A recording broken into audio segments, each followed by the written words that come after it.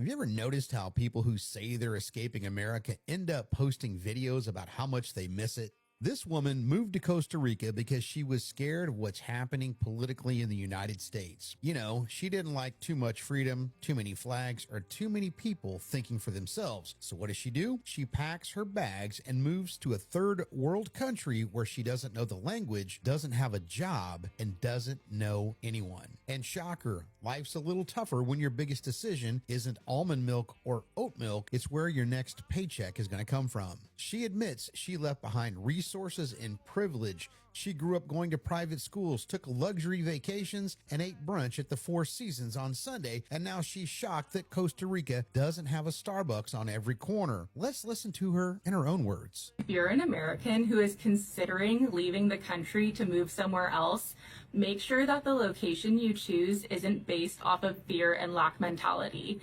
I regret moving to Costa Rica. It's a beautiful country. I love the nature and wildlife, but moving to a third world country where I don't know the language, I don't have any connections, resources, or opportunities, that didn't make my life any easier by any means.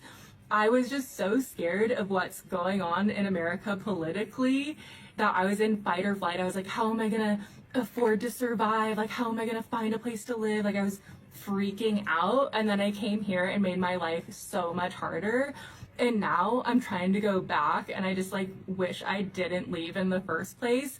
And it's so weird to like want to move to America right now with everything that's going on. But I just left so many privileges and resources behind and I want them back. It sucks. But I kind of grew up in an interesting way. I was like the poorest person in the wealthiest rooms throughout most of my childhood.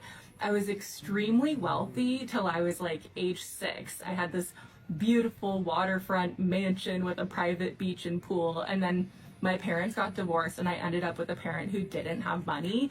So we were living out of like trailers and hotels and lower income housing, but I was still in these really wealthy situations. Like I was in private school and cotillions and dance lessons. And I always thought that I was so poor because I was the poorest person that I knew.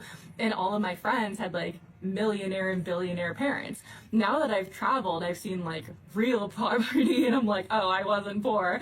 But as a kid, I had these really luxurious vacations through my friends and family members where like my first introduction to Costa Rica, it was like when I was 17 years old. I came with my friend's family and we stayed at exclusive resorts. We were having lunch at the Four Seasons and like same with my Hawaii experiences. My family friends took me and we stayed at the Grand Wailea and the Hyatt, all these really fancy luxury resorts. And we would explore the areas too, but you know, living in Nonavale or Pahoa is very different than taking a vacation at the Grand Wailea or Four Seasons. So, you know, my travels and moves, I've really realized how privileged I've been. And there's a lot of things that like made me run away from LA and Orange County, some traumatic experiences and terrible people. But I left a lot of resources and great people behind, and I need to be in those environments again. I really miss luxury environments. She says she's desperate to come home to the country she fled. And it turns out America's not perfect, but it's still the only place people regret leaving. So what do you think? Should we start stamping return to sender on these self-exiled influencers, make them go back to where they came from? Drop your thoughts in the comments. I want to know what you've got to say.